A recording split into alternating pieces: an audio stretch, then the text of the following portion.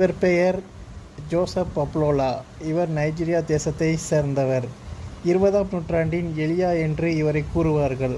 காரணம், பழங்குடியின மக்கள் மத்தியிலே பில்லி சூனியங்கள், செய்வினை ஏவல்கள், பிசாசை வைத்து மாந்திரியங்கள் செய்கிற நபர்கள் மத்தியிலே இவர் ஊழியம் செய்தார்.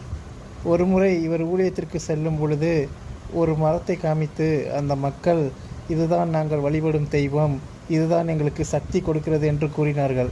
அந்த நிமிடத்தில் இவர் கூறினார், உன்னால் முடிந்ததை செய், ஆண்டவர் இந்த மரத்தை இந்த நொடியே எரித்து போடுவார் என்று சவால் விட்டார்.